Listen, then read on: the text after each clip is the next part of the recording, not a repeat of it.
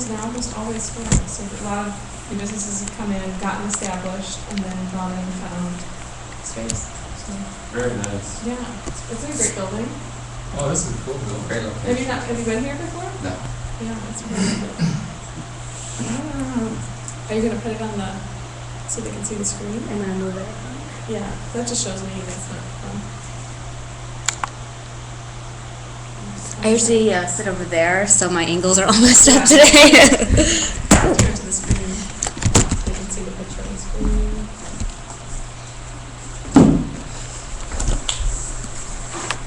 So I'm sorry Friday didn't work for everybody. Oh. So maybe we can go out later. And you guys have a dinner already? I don't remember about that, because if I did, I won't go to dinner. I never thought of that. You think about Because I deleted that out of our schedule, Yeah. and did it on the center. You don't want to check in that. Because I get in at like 6:30 from DT. Bonnie or her daughter are going to be watching, remember? Because she said one of the two of them. So we can do a late dinner. Whoever's still around. Because Mary's doing whatever she's doing. Yeah, when she gets done with her shoot though, she may be up for something later. Yeah. Okay, are we good? Yeah, ready when you Let's are. go. Alright, it's so funny. So, yeah, so it's hard to act like I'm playing with you. Well, Okay. just be casual. Yeah, You know, so that's what it is. thanks for coming tonight. I work for the Center for Internet Security, and we have 3 divisions: the Multi-State Information Sharing and Analysis Center, Security Benchmarks, and the Trusted Cybersecurity Purchasing Alliance. And we are the operational arm for the Department of Homeland Security. We take care of state and local government cybersecurity needs. So I have a pop quiz. I usually have everybody stand, but we'll just have you raise your hand. So think about this for a second. I have people stand up, and then if you do the following, you're allowed to stay standing. Let me see who's left in the room. So do you have a computer password that has 8 characters? Uh-oh. Anybody? Do you have a computer password? Yay! All right. Do you have a passcode lock on your phone? Yes. Is your phone passcode locked? Yes. Nope, somebody needs to change your passcode when they leave here. Do you have a unique password for your work accounts? I think I've spoken to you about this, Martin. Right. So your work account has to have a completely different password than anything else that you have, than a bank account. Anything that's special that really has important information should have a different password. Does anyone hit the Remind Me Later button when your software Yes. update comes? Do you hit the Remind Me Later button? No. Don't hit the Remind Me Later button. No matter how many things you have open, close them up and get the patching done. What that Remind Me Later, or what that patching is, folks that run Microsoft and all of Safari and all of the Adobe Reader, those folks, they look and find out where the vulnerabilities are. And then they send out patches. So those software updates are really your duct tape that are going to clean up the holes in your machine. So as soon as you are told that there's holes in your machine and there's ways to fix them, you need to be updating it. So don't hit Remind Me Later. Those are really important. I don't trust them. Well, you'll know if it looks like the one. That's a good point. Sometimes they come up and they are viruses, right? Yeah. Okay. So you should know what it looks like for your specific, is it Microsoft update or your Apple update? So if you don't trust it, you can just go over to the left-hand side of your computer and go to Software Updates and do it manually. So when you ask for the software updates to come in and it comes in manually, you'll know it's for real. So when it does, you can press Remind Me Later and then go have it bring it up manually, and then you'll know for sure it's real. But that's a really good point. Sometimes people send them as viruses. Have you ever been tempted to click on the cute cat videos your mom sends you? As many times as I tell my mom over and over again, she knows what I do for a living, she still sends me those cute emails with a link in them. Don't click on them. Because you can see it's been forwarded to 150 other people, and let me tell you, it's probably a virus or any attachment that your mom sends you. If it's been forwarded to 1 million people, don't open it. All right, here's some choices for the most commonly used password. Is it 123456, I love you, 12345, or password, or all the above? All of the above. Yeah, all the above. This is number 1 through 4. People still are, and this was in 2011. There were 1 million passwords compromised in this one breach, and these were still the top 4 passwords. There's also ones like Justin, some common kids' names.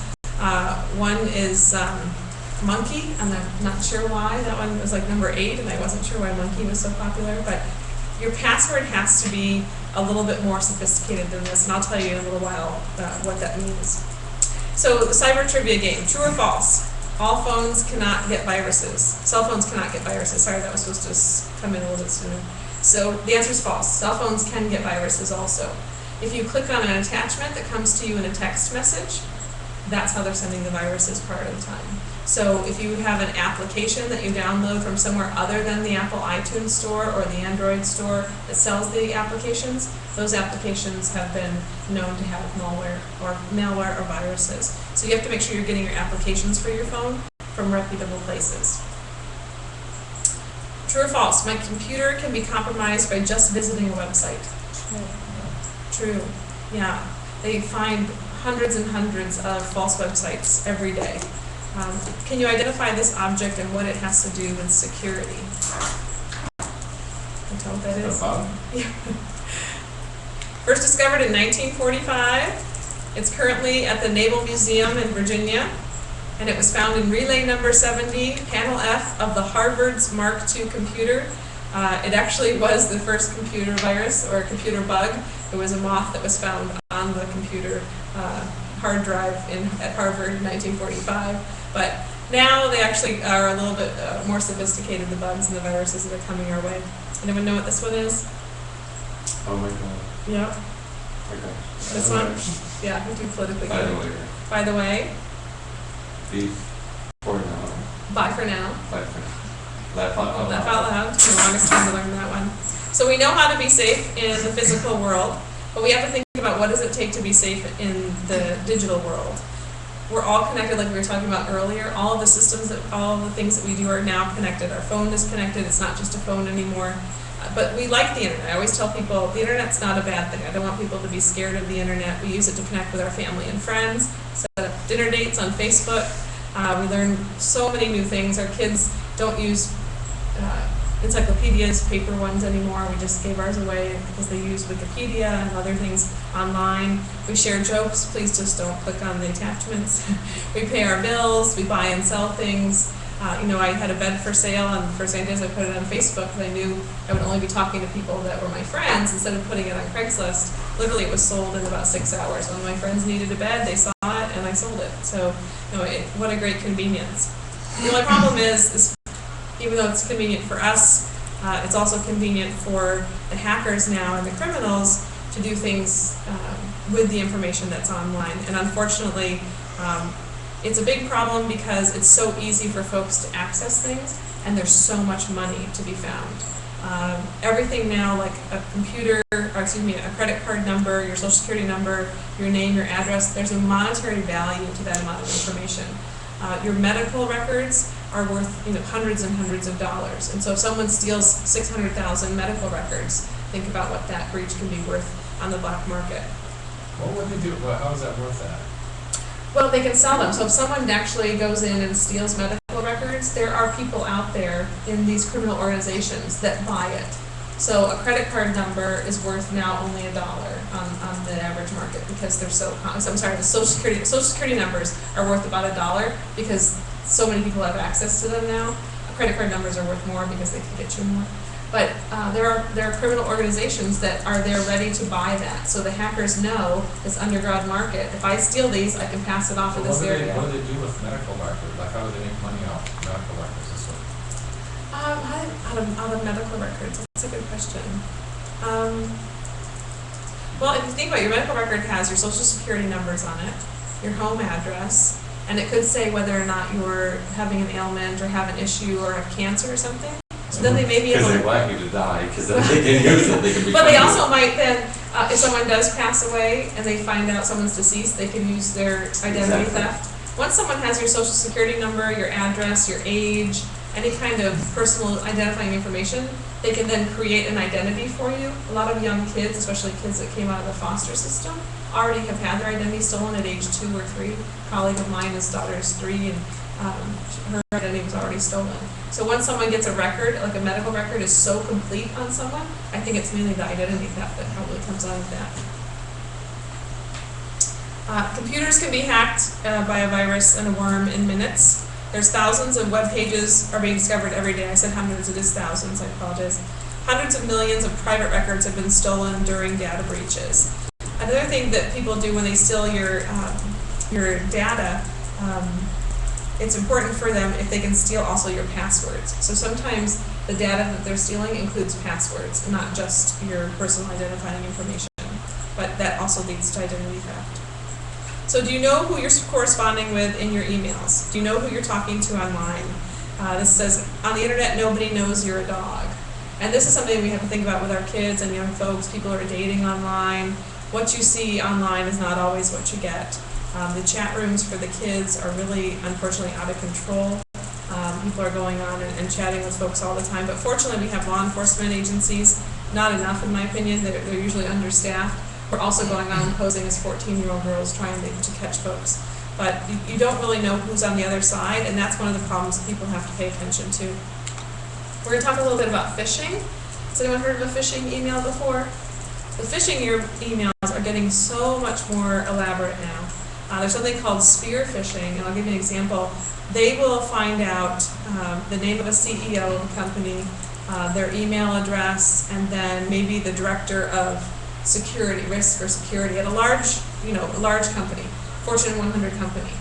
And they'll have an email sent to the CEO from the security manager. This guy knows, works with him, knows I hired him as my IT security person. It'll look like the email's coming directly to the CEO from the security person saying, in 10 minutes, I have to reset your password because we just had a breach or something's going on. This is really important. And of course, they don't even think twice. They don't notice that one of the letters in the email address is switched or turned around, or it's a 0 instead of an O. And of course, they respond right away. That's called spear phishing, because they go in very specifically to someone. And a business owner, like Martin, that could be something where someone would target you saying, oh, I'm so-and-so and I need this information. They know you have it, and they assume you have a trusted relationship with someone. And that's where the more they can get a profile on someone, so they may get a medical record or stuff they can get off of your Facebook or your travel history, and they put together this larger record on someone, and then that helps them then put together a spear phishing or a phishing email that you're going to actually fall for. It's called social engineering. They think of socially, how can I put together this profile of you so that I'm going to do something you won't even know that I'm taking information from you. So it all adds to that. Has anyone had the Facebook scam where someone IMs you and they're your cousin? They said, I'm in London and we've just been mugged and we have no money? Mm-hmm. Happened to my son. It was from our cousin, Scotty, who was in London. He's a pilot, and he was Facebooking about it.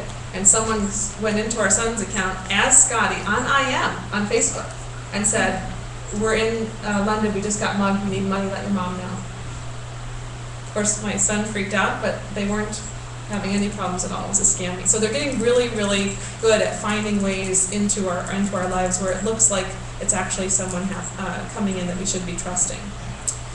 Phishing emails related to a disaster are a big deal. Phishing, so if there's a hurricane, they may say, oh, it's really important, we need help here, hurry up and give money to the Red Cross. It looks just like the Red Cross. When a star dies, when Osama bin Laden was shot, there were a lot of scams. A lot of them come also around IRS season, around April 15th. And the problem is they can get into our accounts from anywhere. People are sitting in basements in Russia or Ukraine or somewhere we don't even know. So what they did, some hackers went into a road sign and wrote zombies ahead. So they could get into the Department of Transportation and they can recalibrate all of the signs. I mean, that wasn't really an issue. That one was more funny. But what if there was a hurricane and someone said, use Route 2? When actually Route 2 was probably not the right one, and they changed all the signs and directed traffic during an emergency to the wrong place. So, this one was funny and laughable in some ways because no one was really hurt, no one believed there were zombies ahead, but it just showed the power. If they can get in and change our transportation system signs, that can be a problem. Here's some statistics of how many records were breached in 2011, 31 million records. That could be, anything from a medical record to a driver's license record, your birth certificates, death certificates that county governments hold on to. Internet Crime Complaint Center is a group that we work with. They are combined and get funding from the Department of Justice and the FBI, and they work together. It's really the place where folks are able to call if they are affected by an internet crime. It's a national number. And they saw 314,000 complaints in 2011. They just put their report out. The average loss per person was about $4,000 for these crimes. The top 5 reported crimes were, one is FBI-related scams. So someone will email you as the FBI, and of course if the FBI emails you, people are going to think, oh my goodness, the FBI says, I've been on, what they'll say is, this is the FBI, we've seen that your computer has been accessing illegal child pornography sites. You must immediately contact us and give us this information, or we're going to prosecute. Well, let me tell you, if the FBI wants to get a hold of you, they're not going to email you. So, but hundreds and hundreds of people fell for these scams and then actually paid money. So identity theft is when unauthorized use of a victim's personal identification information to commit fraud or other crimes. It was number 2 scam. Advanced fee fraud, where people, a lot of the times the work at home scams, people are losing hundreds of thousands, actually millions of dollars. I think it was $40 million folks lost in 2011 on work at home scams. Well, they'll say, oh, you can work at home, we have this great job, you just have to buy the pieces first to something, and you'll put them all together, and then we'll sell them for you. But you have to buy this $900 kit before you can actually, or you have to pay $1,000 to get the names of the folks that we're going to ask you to call to do this marketing plan. So it's where you have to pay for something first, and then you really don't get anything out of it. So again, if someone wants to hire you, they're first of all not going to search you out. If you aren't going looking for a job yourself, don't assume one's just going to come there to you and it's going to be, worth a lot of money. If you think to yourself, if it looks too good to be true, that's sort of a good thing to follow. Non-auction, non-delivery of merchandise. So a lot of these auctions websites are up now, like eBay. eBay has a great reputation, but there's other auction sites where people put in their credit card and say, I want to buy this, and they win it, and then the item just never shows up. Overpayment fraud is when the complainant receives an invalid monetary instrument with instructions to deposit in a bank. So someone will say, I'm going to send you a check. If you deposit it, you get to keep 10% of it and just send me the rest of it. Well, we just had a gentleman who was running a party store nearby where they were cashing all these checks for folks, and that was found out to be an illegal operation. If someone's asked you to cash something and you just get to keep money just because you cashed it for them, it has to throw up a red flag. But again, hundreds of thousands of dollars were lost by people in these kinds of scams. So first of all, you have to try not to be intimidated by being here tonight. The best thing you can do is get educated instead of intimidated by it, because the internet's not going away. We're still going to use the internet. It's just like driving a car. We have to just learn how to do it well. One of the things that folks recommend for passwords is a 10-character, first of all, a 10-character all lowercase password takes about 3 seconds to pass.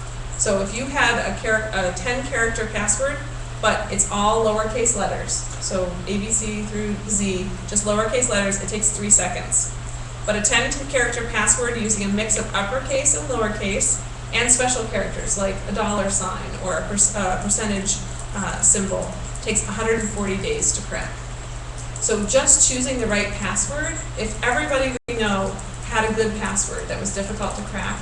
So even if you took your regular pad, like, I have this series that just add a $sign between the second and third letter or something like that. It can make some uppercase and some lowercase. But it also shouldn't be a word that can be found in the dictionary. So the bad guys have something called rainbow tables, and it's basically an aggregate of every word you could ever think of in the dictionary, all put into this one computer system or software, and they can run it up against your password. And if your password is any kind of word like monkey, it'll just find it. But what if you put like monkey, $, O, or M, $, O, $, and cents? Yes, something like that. And then percentage, that's going to take like 140 Well, days to crack. You're absolutely right. Because you just spelled the word. Well, you spelled the word, but then I'm going to give you a better idea. Actually, for some reason that slide should come up next, but it doesn't. But yes, you're absolutely right. You're on the right track, but I'm going to give you an even better way to do it instead of still using the word monkey. So antivirus and firewall, all of your computers should have an antivirus protection on it. Antivirus is just now really coming to the market for phones, but depending on who your carrier is, check it and ask them. Call them once every 6 months or so and say, what kind of security updates could I get for my phone? What should I be running on my phone to make sure that it's safe? The average survival time for an unprotected computer connected to the internet dropped from 40 minutes to 20 minutes over the last year. So if someone does not have antivirus and firewall, a year ago it took 40 minutes for someone to break into it. Now it's averaging about 20 minutes. So you have to take, it's just like having a lock on your door to your house. You lock your keys, you don't leave your keys sitting in your car when you go to the grocery store. You take them out, you close the windows, and you press the lock button. So we just have to have those kinds of things on our computers and our, now it's only minutes. So it used to be 20 minutes, now someone can get in just minutes, because let me tell you, the bad guys, the things that I do see, they're getting better and better and better at what they do in such a quick pace. We really aren't keeping up. So they're coming up with new things all the time. So antivirus software protects your computer from viruses that can destroy data, slow down your computer, cause a crash, or even spammers to send email through your account. It works by scanning your computer and incoming email, and then viruses are deleted when they're detected. So it's always important to have an antivirus software out there. Check that the software is updated at least every week, or set it for automatic updates. That's the remind me later part.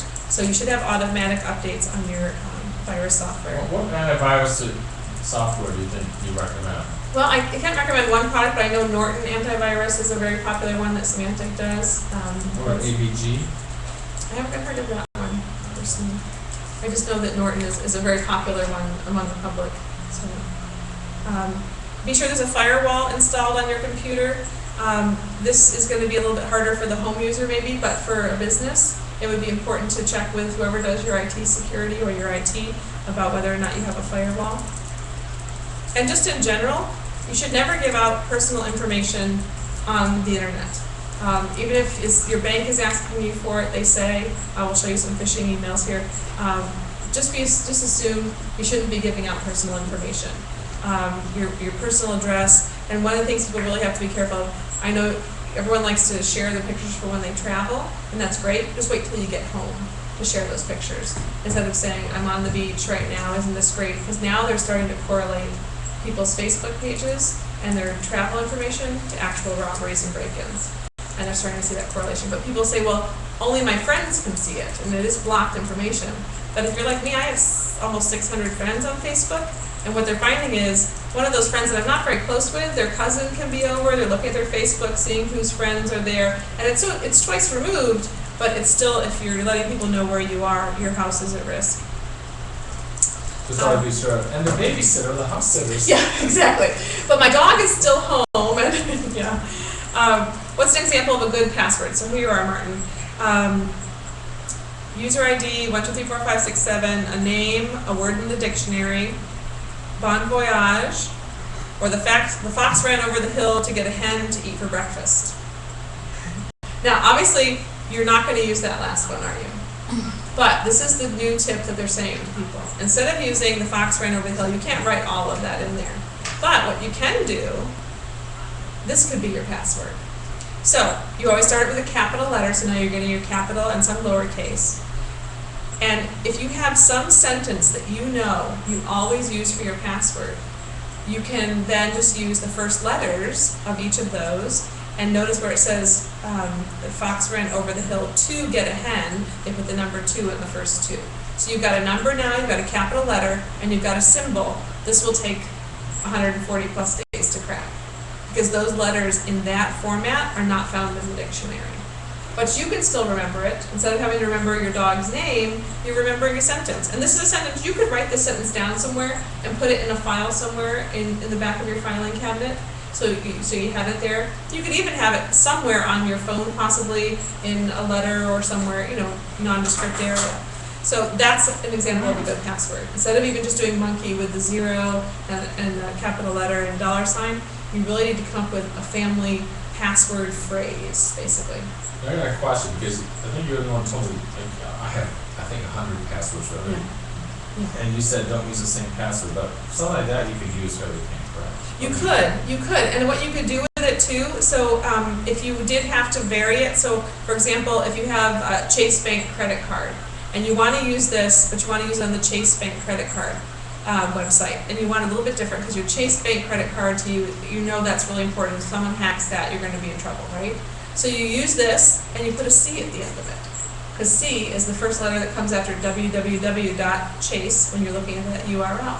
So you're right, you could, but again, for work, I would use that, and then maybe if the first letter of your URL for your work is an M, then put an M on the end of it. So have it still a little bit different.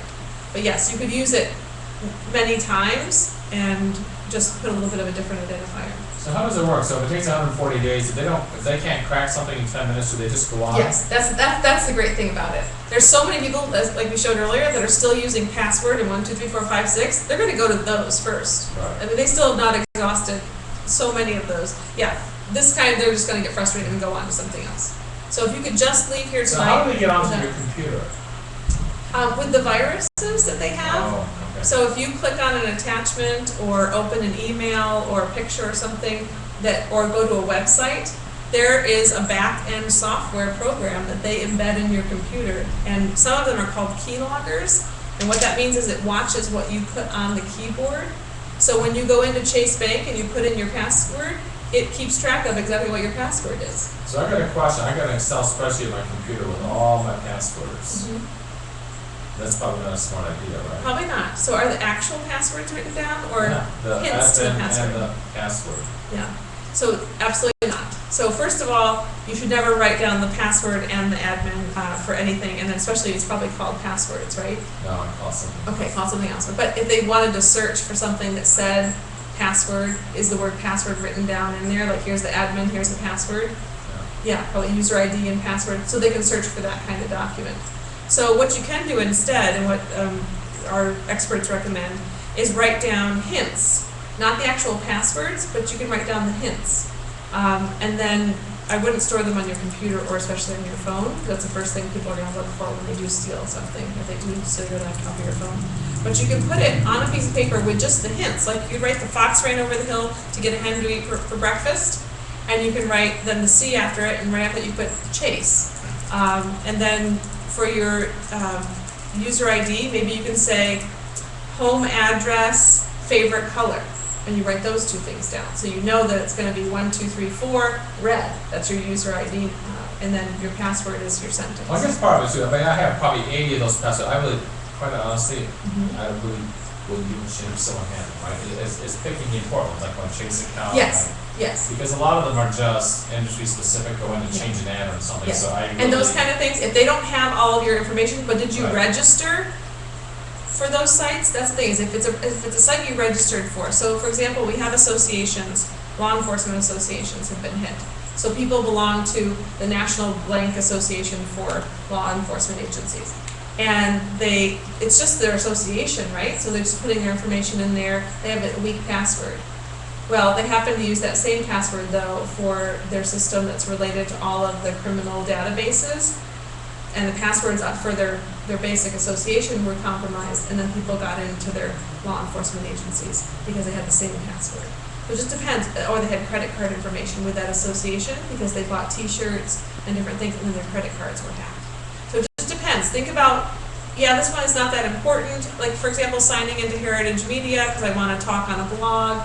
There's nothing, I can use my dog's name for that because there's really nothing that I'm giving out that's information, but it's just act. So those kind you can have. See, I have a lot, like I have to go online to do everything, right? So I have to go Right. online if I want to write up a sales agreement. It's just a Yep. site that I love sell. Yeah, Yeah. right. But it's the important, okay. Yeah, so that's what you have to do. You have to differentiate. So a good friend of mine who's been in cybersecurity for 20 years, he says, you know what? For all those other kind of accounts that I really don't care that much about, I always use my daughter's name. And that's okay, because it's easy to remember. Those accounts don't have a lot of information. But let me tell you, my bank account, my work account, my And what do you mean by general. work account? So your Outlook account, your work email account, maybe, That's on But your you work have your email. name to sign on your computer. Oh, you're talking about signing, what I use to sign on to my computer? Signing on to your computer, signing on to your work email. Yeah, your work email did have a password long time ago. You probably just set it that you don't have to keep putting the password in. And that's another thing. So you probably should have your email set that it requires a password change every 90 days or something like that. Because if you've always had the same password, it's always open every time you get to it, then that's a little bit more vulnerable. Yeah. Just think to yourself, is this account, the information that's in this account, is it something someone could, if they stole it, they could make money off of it? If they would be motivated to steal it, then use that more difficult kind of a password. And as a couple, pick a password, tell each other the phrase, so we always have the same phrase. I know I've called my husband up a million times, so what's the password for this particular account again? And so if you picked one phrase for the family, and then you don't have to have all those extra phone calls. So our recommendation as the MSISAC is a minimum of 8 characters in length, and we practice what we preach. We're actually instituting a policy internally that we're going to be using these kinds of things. I mean, this is what people should be doing all over the place, public and private. At least one uppercase, at least one lowercase, one number, and one symbol. So seniors, if you have seniors in your life, are especially vulnerable. People are asking them questions about their health, their personal issues, their personal life issues. Online dating sites and social media are really an area right now where we're seeing our seniors at risk. They're a little bit lonely. They're very trusting. Giving out your social security number 30 years ago was what people did, just as much as you give out your phone number now. So they don't see a really big deal about it. That kind of information is something they've done for a long time. So they're also a little bit vulnerable because they are sometimes lonely, and if someone's calling them or continuing to send them emails, they may enjoy that kind of relationship. So it's real important that we explain to our senior citizens what the issues can be. So how do criminals choose their targets? So they're more likely to target someone who has a home, good credit, money. Think about it. I mean, you have to be valuable to them. So there are also those that are less familiar with technology, so that's maybe why the seniors might be a little bit more of a target. When we look at the IC3 of who's fallen for certain scams, it's very clear. The FBI scams, the seniors fell for that the most. But the romance scams and the loan intimidation scams, where people are being promised money and loans, the younger folks are falling for those. Oh, you know the big scam that we deal with every day is a Craigslist scam for real estate. Have you heard about that? No, what's We deal with it that? all the time now. They scrape our data from a listing, they'll put it on Craigslist, now they'll also put it in Zillow as a rental. So they'll say, and they know everything about me, they know everything about the seller, it's pretty Right. scary. Yeah. And then, so these people will rent a house that should be for $2,000, say, great rent, $800, you're out of the country and we just need someone to take care of it, blah, blah, blah. They have to mail a check, usually to Nigeria, or Lithuania, I think is another place. And it happens probably every 5-6 weeks, we get someone coming into our office asking for the money back. And I said, listen, you know what, you got scammed. Yeah. It's happening nonstop. Well, then we'll have to make sure you get the IC3 phone number and that email address, so they can be reporting those things to IC3, because if they find, what the FBI can do is if they find the same perpetrators are putting together larger cases, but they have to have the data to say, look, okay, people are all sending it to this Nigerian address, and maybe they can actually track the case. So I'll have to get that, that's a really good point, yeah. So again, if you just say to yourself, I'm never gonna send money to someone I've never met, if that one rule, don't send money to someone you've never met. If everyone followed that, none of these scams could work, because you're sending them to complete strangers, you're sending money to complete strangers. And if it's in a different country, that's another big red flag. So, yeah. So social media, another thing we have to be concerned about with our seniors. The Pew Research estimates state that between April of 2009 and May of 2010, online social networking for seniors increased by 88%. They all want to see their grandchildren's pictures. They're excited about it. Facebook's pretty easy to use. It increased by 100% for users in 65 and above age bracket. But it only increased by 13% for users in the 18 to 29. They were already online. So we have a whole generation of folks, they're already online. It's not new to them. But these seniors are getting in there and they aren't quite ready for it because they don't understand what some of the pitfalls are. So phishing, how does it work? A scammer sends you an email message that appears to be real, but it's an exact replica of what you might see from a true vendor. So here's an email. Dear Chase customer, we recently reviewed your account, blah, blah, blah. I actually had my credit card stolen online, we think. And so my credit card company sent me a new credit card. 2 weeks later, I got an email from what looked like my credit card company with the last 4 digits of my credit card, which I totally had memorized, and it looked so real, and I actually almost fell for it. But then I realized that was the last 4 digits of the credit card that I just lost. So it took someone about 2 weeks to create this. After they stole the number, they created this phishing email, and they were going to ask me for my password into my bank account, or into my credit card account. So they'll try and make it look really, really official, and then sometimes they'll have links. Well, just click on this link because I need you to tell me your password, or I need to get you the information. Click on this link, it'll take you to Citibank. So this is web.da/us.citibank.com.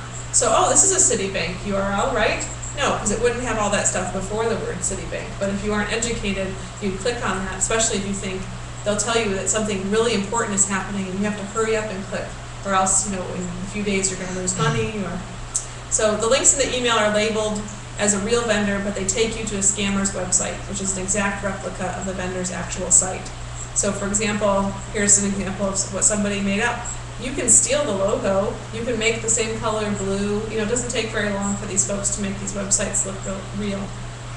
Here's another one for Citibank, and here's the sign-on. I need your full debit card number, your PIN, and your checking account number, and then you can sign on.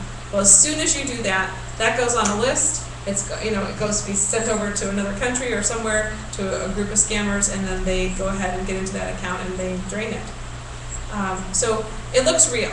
So if you're worried, the email says your account's been compromised, it's not secure, they really feed on people's fears. I want access to my information right away, so they tell me that you have to get your access, you have to put in your password here.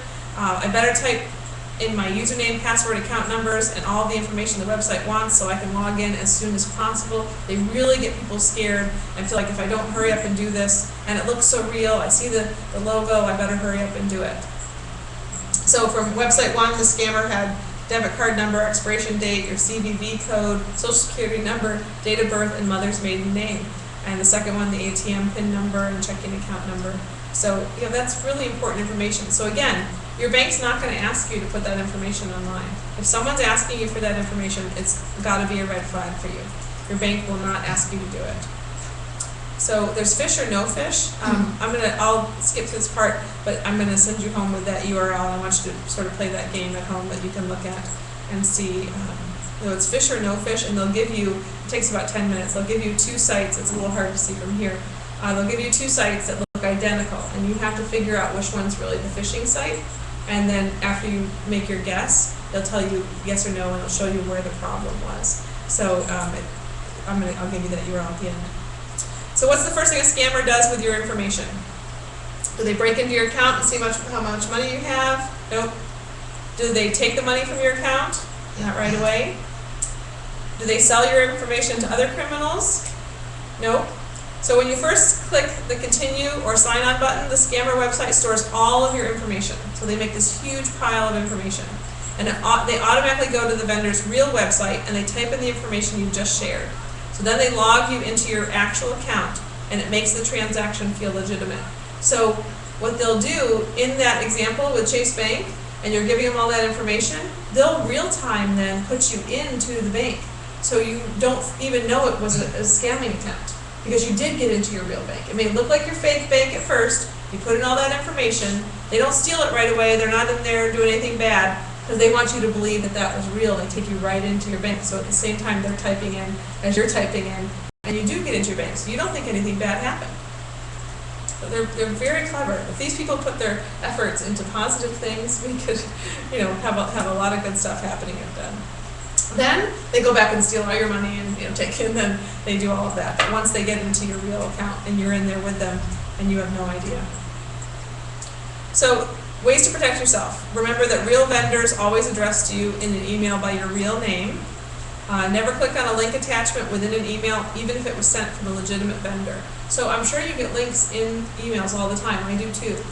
And it's very tempting to click because that's easy.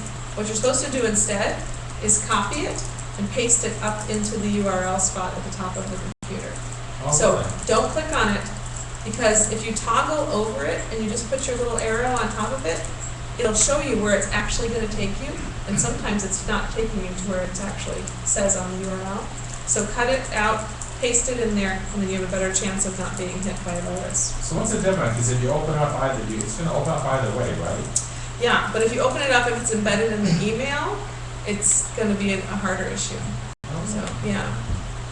So open a new web browser and manually go to the vendor's website to log into your account. Oh, sorry. So this one was talking about when you're trying to go into an actual account.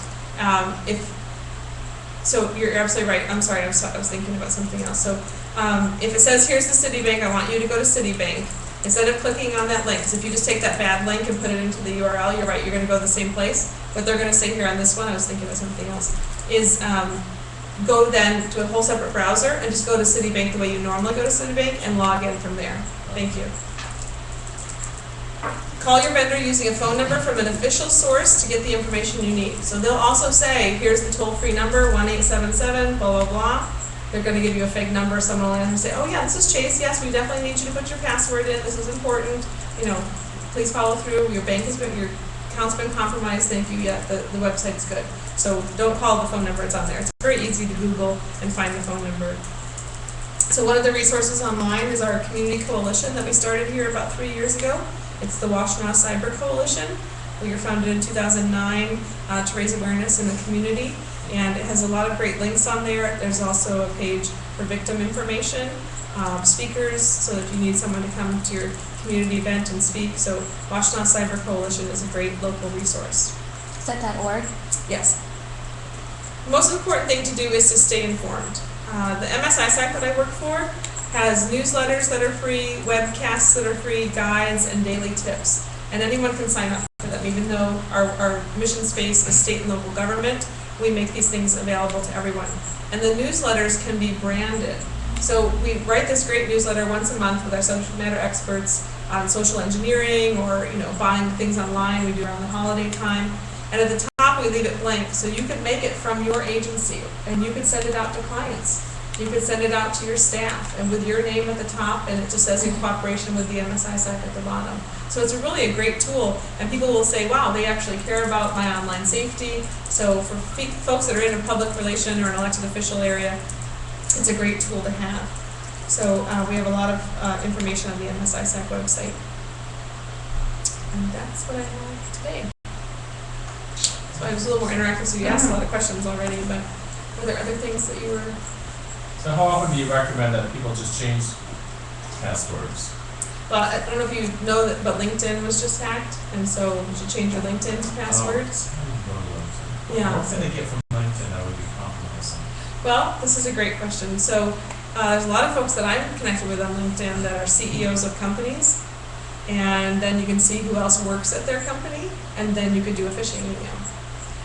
You can find out what kind of things someone's interested in. They're interested in cybersecurity, so you friend them on LinkedIn, and then you say, oh, by the way, did you know about this? And it's because I did get emails like that. I assumed they were scams. See, so isn't that good? It is. So I never did any of LinkedIn, but yeah. So in your business, it may be better safe than sorry. You already have a thriving business. You have a great network. Maybe you don't have to go that route. But I know for a lot of, I'm on there. I have, I think, almost 700 connections on there. That's my Rolodex. To me, that's really important. But if someone tries to connect with me on LinkedIn that I don't know, I'll ask them, have we met before? Or, I have a little conversation with them before I say yes. But I definitely would never click on anything that anyone sends me on LinkedIn.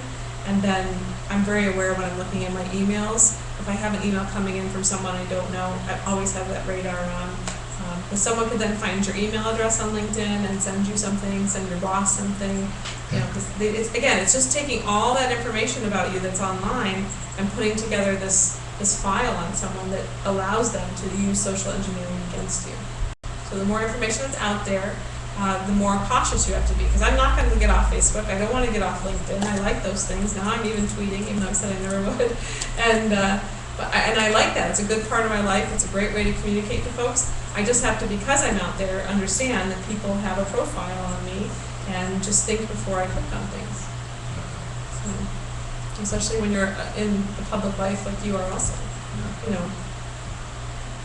So where do you think this is all going to go? I think it's gonna be even easier and easier to share more information over time, and. Don't you think it's getting to the point where things are gonna be so compromised that a lot of things, you just won't be able to do a lot of things? I think we're just getting used to a certain level of compromise already. I don't think people are gonna stop doing what they're doing, and the bad guys aren't gonna stop trying to get to us. But I think people are gonna get smarter about what they do. People are actually now, cybersecurity and online security isn't some taboo thing that no one really gets, and you feel like you have to be technical to understand it. Yeah. People are actually educating themselves. So I think we're gonna become smarter about it, just like now we have seatbelts, now we have airbags. We got to be smarter. Cars were a little unsafe in the beginning. We still drove them. We're still driving them. We're making them faster and better and bigger part of our lives. But we're just doing it safer. So I think people are just going to do it safer. But it's here to stay. The criminals are still going to be out there. There's still drunk drivers. There's still people who run red lights. There's still those obstacles and the bad things out there. But we still drive our cars. And this is still going to be a part of our lives. We just have to do it safely, and it has to be second nature to have a passcode lock on your phone, or to have a good password, just like we wear our seatbelt without even thinking about it. So it's an educational process, and that's why these kind of things are so important to get the word out. Now, I have a passcode lock on my phone, but why is that important? Because number one, it's going to help if someone does steal your phone. They're not going to get your information so readily. They're going to have to get it to someone who knows how to break those kinds of locks. And Symantec just did a survey, or not a survey, but a test. They dropped 50 phones in different places, restaurants, bathrooms, that kind of thing, and had all kinds of tracking information on it. And they saw what happened when someone got a phone. How many of them were able to hack the passcode. When they did hack it, what was the first stuff they looked for on there? They went to contacts, they went to banking information, they went to emails. And they physically tracked where the phone went, and it ended up over in this area, and then it was sold, and it was shipped somewhere by mail, So it's a really interesting survey. So I can send you the link to that study, and it'll show you why it's important to have a passcode lock. Well, if your phone is stolen, here's what people do with it. And then it's nice with iPhone, because by the time they figure out my code, I can wipe it clear. That's the thing too. There's something called Find Your iPhone. Do you have that? Yeah. So you can wipe it clear. Yeah, you can compared wipe to it. other phones. Well, and also for business now too, there's something called sandboxing. So business phones, and we're looking into this for our state and local partners too. You can have a personal phone, and it can have a business app on it and business information. But from work, they can zap all of that if your phone is stolen, or if you leave the business, and all your personal stuff can still be on there if you want to. So work is really being more comfortable with a bring your own device, because everyone wants to have their iPad at work and their cell phone, and it's their own personal, and they've got their Gmail on there, but then they've also got corporate data on there at the same time. So this new technology is allowing them to sandbox it or keep them separate, so that if the person leaves, becomes a disgruntled employee, or their stuff is stolen or compromised, they can just wipe that part that has the corporate data on it. Yeah, so we're getting better about the safety. It's like the seatbelts and the airbags. We're getting better, and people, it takes a lot of compromises, though. Unfortunately, like it sometimes takes a lot of fatalities of a street light before they put in, better street lights or at a corner. So we're getting there. But if something is as easy as putting a passcode, just like locking your door when you go to bed at night, turning on lights outside, there's simple things you can do with a password. You might as well do it. And also protecting, you travel a lot too, protecting your laptops and phones. In LAX, I think it was 10,000 laptops are lost a month. 10? That's just LAX. Lost or stolen, yes, lost or stolen. And the number one place people leave it, any idea? By the bed? Oh, but plugging them in for it No. to charge Bed. No. No. Nope. On the bus, in between the terminals, or between the car rental place and the hotel or the terminal. It's on those buses. And a friend of mine actually was in Cleveland after he read that statistic, and he asked the bus driver that took him from the hotel to the airport and said, so how many times do people leave their laptop on the bus? And he said, about 2 or 3 a day. People forget it. So I know, I can't imagine. I'm so paranoid about that. I never, I always have it around my shoulder or something, but people Well, the other place is that where your baggage pick up. you know, you put your briefcase down, you're looking for, Yes. I had it happen to me about Did you? probably 5 or 6 years ago. Yeah, I think that was number 3 in the list. Number 2 was the bathroom or the coffee shop. Yeah, yeah.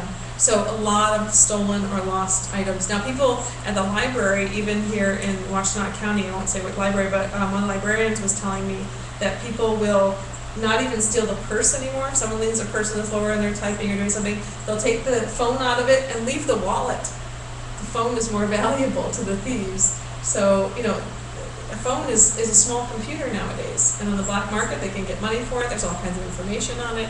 So, you know, you really have to protect How do you those put a devices. password on it? Setting. In the settings. I'm sure Brian's gonna have one on yours before you go to sleep tonight. Yeah. We'll get you one. Yeah, but then you have to also have it timed up so it goes off and the password comes It's as quickly, required. too. Yeah, like at 1 or 2 minute that Yeah. time. Yeah, it's a little bit of a pain, but you know what else it helps you stop doing? You won't be on your phone so much when you're driving.